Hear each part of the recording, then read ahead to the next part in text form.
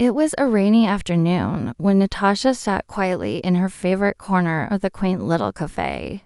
Called Bean and Bliss, the soft hum of voices, the gentle clink of coffee cups, and the soothing tap of raindrops on the window created the perfect atmosphere for sketching. Natasha, with her soft eyes and messy bun, was lost in her world of graphite and paper, sketching a stranger she had seen minutes earlier. A boy with headphones and tired eyes sipping coffee alone. Drawing people was her quiet way of connecting to life, and this cozy cafe, with its sunflower painting above her table, had always been her haven. But just as she was adding shadows to her drawing, the cafe door opened and a gust of wind blew in, along with a tall, soaked young man who looked like he had run through the storm itself. His dark hair was dripping, his jacket clung to him, and his eyes darted around the full cafe. Searching for a seat, the only one left was across from Natasha. "Excuse me?" he asked with a lopsided smile. "Do you mind if I sit here? Just until the rain slows down." Natasha looked up from her sketchbook, her pencil pausing mid-stroke, and nodded politely. "Sure. It's not my table anyway." He chuckled and sat down, pulling off his damp jacket. "I'm Rocky," he said, extending a slightly cold hand. "Natasha," she replied, shaking his hand, warmth blooming in her chest. There was something easy about him. Maybe it was the way he smiled or how he didn't rush the conversation. He noticed her sketchbook and teased, "Are you an artist? Or are you spying on people and drawing their souls without permission?" Natasha laughed genuinely, surprised by his boldness, and said, "Maybe a bit of both." Their playful exchange melted the awkwardness, and before they knew it, they were talking about everything and nothing, from the right amount of froth in a latte to their wildest dreams. Natasha spoke about opening an art gallery filled with drawings of unnoticed moments, while Rocky shared his big ambition to run a business and make something meaningful out of his life. He admired her for seeing beauty in small things. She admired him for thinking big even when life had been tough. Hours passed like minutes, and they barely noticed the rain still falling outside. Before leaving, they exchanged numbers, both smiling shyly, not realizing that this rainy afternoon would stay with them forever. That night, Natasha opened her sketchbook and drew the moment, Rocky across from her, dripping wet and full of charm, and herself laughing behind her coffee cup. She titled it Unexpected Beginnings. Over the following weeks, they kept meeting at the cafe, sometimes accidentally, sometimes because they wanted to. Rocky would often appear and say, "Funny seeing you here again," and Natasha would roll her eyes, but secretly love it. Their conversations grew longer, their laughter louder. Rocky once brought her a small notebook and said, "This is for your cafe stories." And on the first page, he had written to Natasha, the girl who turns rainy days into art. Natasha's heart fluttered. Their bond deepened quickly, from sharing doodles and coffee to taking walks in the park and watching movies curled up on a couch. They built something beautiful. She showed him her world of quiet beauty, bookstores, hidden alley murals, peaceful gallery spaces, and he pulled her into his world of wild ideas, spontaneous adventures, and silly midnight talks. She called him Mr. Late Night Dreamer because of his constant business plans, and he called her My Little Artist, always amazed at how she saw poetry in puddles and magic in streetlights. One evening, while walking under a soft orange street lamp, Natasha shivered slightly, and Rocky wrapped his hoodie around her shoulders. Their fingers brushed, and their eyes met. He said, softly but surely, "I like you, Natasha." She smiled, cheeks flushed. "Good, because I like you, too."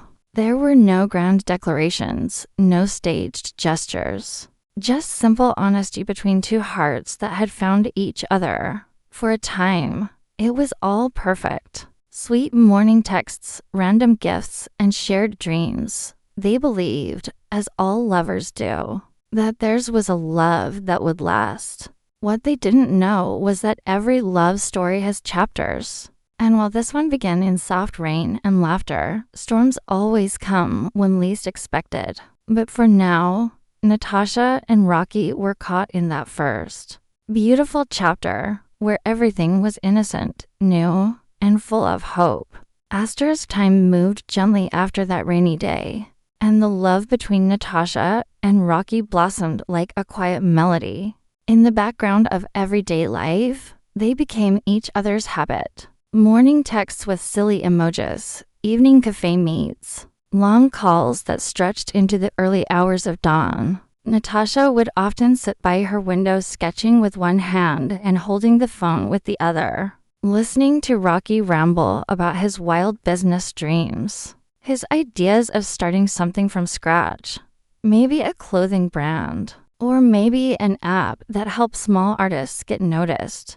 He was always dreaming, always chasing something just over the horizon, and Natasha believed in him completely. To her, Rocky wasn't just a boyfriend, he was her muse, her safe place, her favorite person. She started sketching more portraits of him, laughing, thinking, sleeping on her couch with his mouth slightly open, and he adored being her subject. One evening, as golden light spilled through the window of her small apartment, Rocky came in with paint on his hands and a huge grin. "Close your eyes," he said. She did, heart fluttering. When she opened them, there it was, a canvas. He had painted himself. It was a clumsy attempt at her face, the lines uneven, the colors bold and almost childlike, but it was beautiful because it came from him. Natasha's hands flew to her mouth as she laughed and cried at once. "This is terrible," she teased. "Terribly perfect," he replied. She hung it on her wall, right above her bed. "Now you're the artist," she said. "Only for you," he whispered, pulling her close. In moments like that, it felt like they were the only two people in the world. They had their rituals. Ice cream on rooftops, dancing barefoot in the kitchen, arguing over movie soundtracks, writing notes to each other in sketchbooks. Natasha introduced Rocky to her parents one weekend, and they liked him instantly. He was respectful, funny, and full of life. "He really loves you," her mother said with a knowing smile. And Natasha nodded, believing that with all her heart. But slowly, change crept in like fog, quiet and unnoticed at first. Rocky became busy, genuinely busy. Meetings, calls, networking events. He was chasing his dream harder than ever, trying to secure funding for a new tech project he had started with a few friends. Natasha supported him with everything she had, waiting late nights for his calls, cheering him on, sketching encouraging messages and slipping them into his bag. "You're going to change the world," she told him once, holding his hand. "Just don't forget who believed in you first." He smiled, kissed her forehead, and said, "Never." But the signs were there. The missed dates, the unanswered texts, the fading warmth in his voice. She told herself he was just stressed, tired, overwhelmed. Love was about patience, after all. But deep inside, Natasha began to feel it. Like an invisible string between them was starting to stretch, and stretch, and stretch. One night, she made his favorite pasta and lit candles, waiting in her little kitchen with hope bubbling in her chest. But he never came. Hours passed, and all she got was a message. "Sorry, babe. Something came up. Big client dinner. Can we do tomorrow?" She stared at the phone screen, her smile fading, the candles burning down to nothing. Still, she forgave him. Again. Because when you love someone deeply, you give them more chances than they deserve. The next few weeks felt like trying to hold water in her hands. Rocky would come, then vanish. He'd laugh, then go quiet. He'd say he missed her, then miss their meetings. Natasha didn't want to be that girl, the one begging for attention, the one keeping score, so she stayed silent, hoping the boy who once painted her would remember how much color she brought to his world. But she didn't know that promises, like paint, can fade with time, especially when someone stops choosing the person they once swore they'd never let go. And though she still believed in him, in them, she could sense that something precious was slipping through her fingers, and she had no idea how to stop it. Asterisk. The rain had returned, not just outside, but inside Natasha's heart. And this time it wasn't romantic or poetic. It was heavy, confusing, and cold. She sat alone at their usual table in bean and bliss, fingers tracing the rim of her untouched coffee cup, her sketchbook closed for the first time in weeks. Rocky hadn't shown up again. It was his birthday, and she had spent days creating something special. A handmade sketchbook filled with drawings of their memories, ticket stubs, from their favorite movie dates, tiny notes, and the last page, a new portrait of him, laughing in sunlight, titled My Brightest Moment. She had waited for 2 hours, watching the door every time it opened, but Rocky never came. Her calls went unanswered, her messages left on read. Her heart began to sink in a way that told her this wasn't just about being busy. Something was wrong. Later that night, unable to sit with the ache in her chest, Natasha grabbed her umbrella and went to his apartment. The lights were off. No answer at the door. Something in her stomach twisted. She walked back through the rain, feeling more alone than she ever had before. But nothing could have prepared her for what she saw the next morning. On her phone screen, a photo popped up. A mutual friend had tagged Rocky in a post. It was him, dressed in a sleek black suit, smiling, his arm around a girl Natasha didn't recognize. They were at a rooftop party, glasses raised, looking like a couple straight out of a magazine. Natasha stared at the photo in disbelief, her heart thudding louder than her thoughts. She clicked the girl's profile. Pictures, comments, likes. It wasn't just a one-time thing. Rocky had been with her, while pretending to still love Natasha. The world blurred around her. The cafe, the sketchbook, the promises, all of it felt like a cruel joke. When she finally confronted him, her voice trembled, but her eyes didn't blink. Who is she, Rocky? He looked away at first, then sighed like a man burdened by his own choices. Natasha, I didn't mean for it to happen. I swear, things got complicated. Complicated? She whispered, her hands clenched. We were supposed to be building something. You told me I was your always. Rocky couldn't meet her eyes. I do care about you. You're amazing. But she can help me. Her dad's a partner in a firm I'm working with. She has connections, and I'm not enough. Natasha asked, her voice breaking like glass. Silence answered her. That silence said everything. The boy who once painted her face with messy love now stood in front of her, choosing ambition over affection, convenience over commitment. Her heart cracked, not just from the betrayal, but from the realization that the man she loved was no longer the boy who once waited in the rain, just to sit beside her. Without another word, she walked away. That night, it rained harder than she'd ever seen. The same rain that once brought them together now blurred her tears as she stood by the window, clutching the sketchbook she had made for him, the last page still whispering, my brightest moment. Only now, it felt like a memory drawn in fading ink. Natasha didn't sleep. She simply sat in the dark, replaying their laughter, their promises, their painted dreams, and wondering how something that felt so real could vanish like it never existed at all.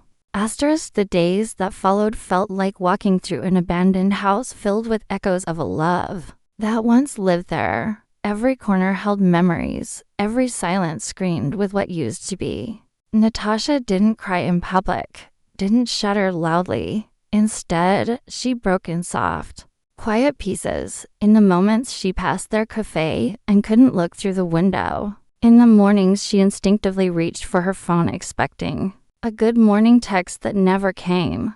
In the way her sketchbook lay unopened on her desk for days, her friends noticed the sadness in her eyes, but Natasha didn't want pity. She wanted time to remember how to be her own person again, not someone's little artist or the girl who always waited for someone to choose her back. Slowly, gently, she began to heal, not through grand gestures or magical moments, but in quiet acts of self-kindness. She picked up her pencil again, trembling at first, but more steadily with each day, pouring her pain onto paper, turning heartbreak into art.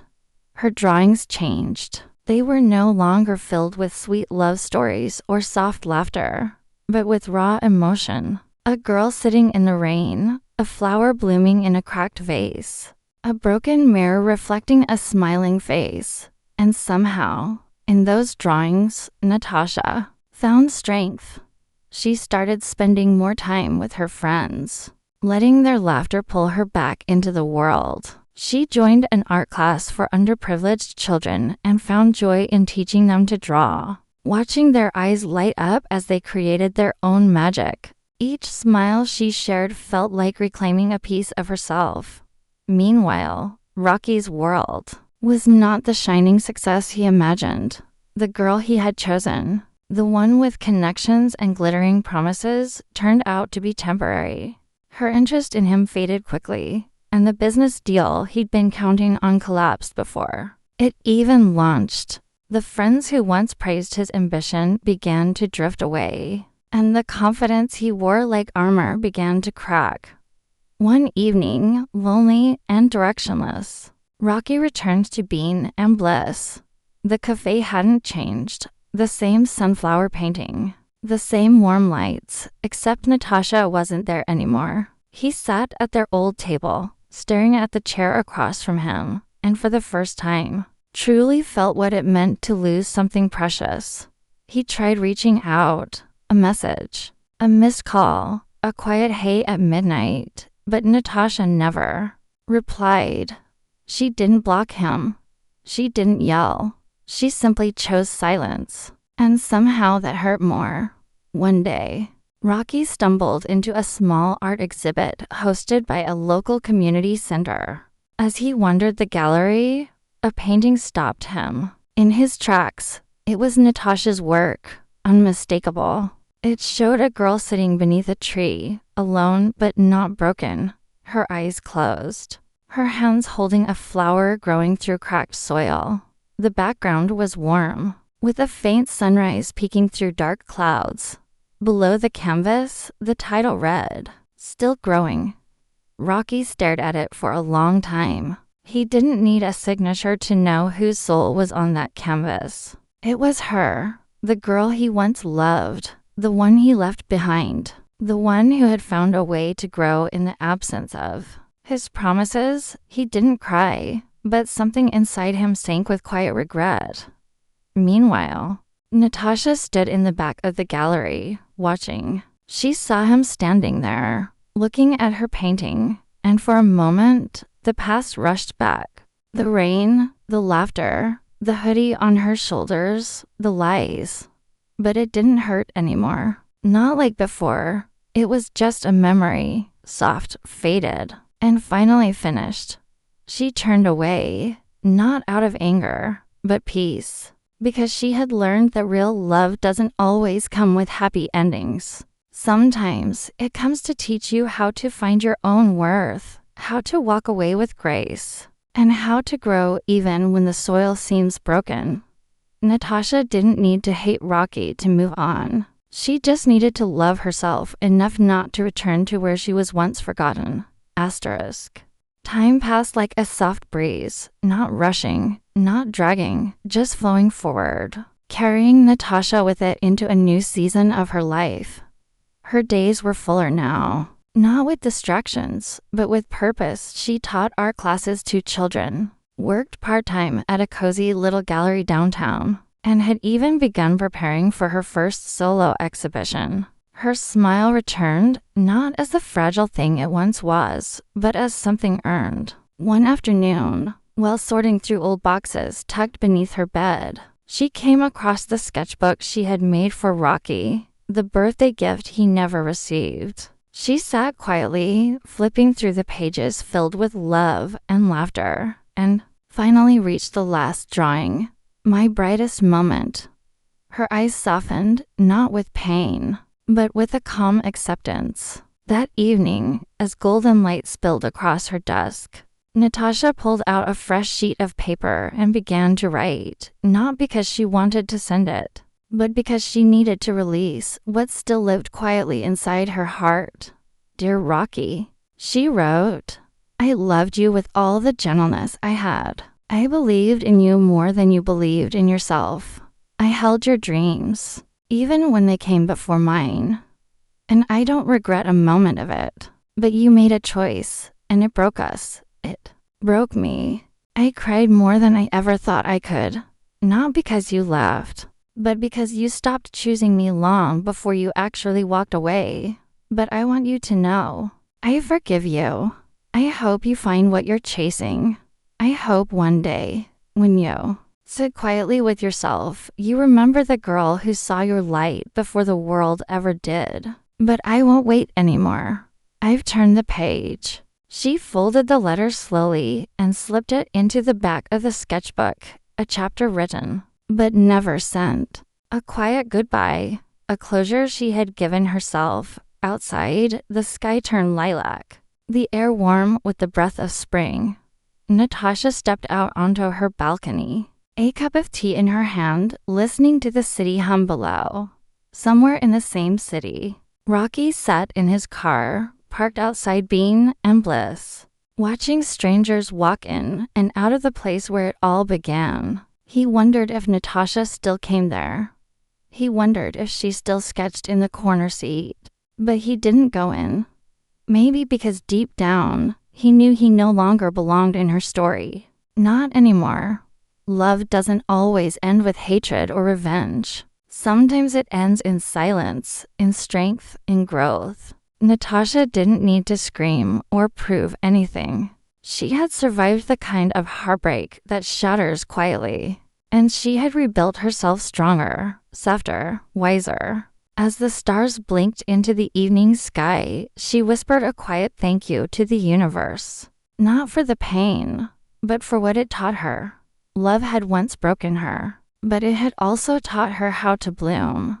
And now she was blooming beautifully,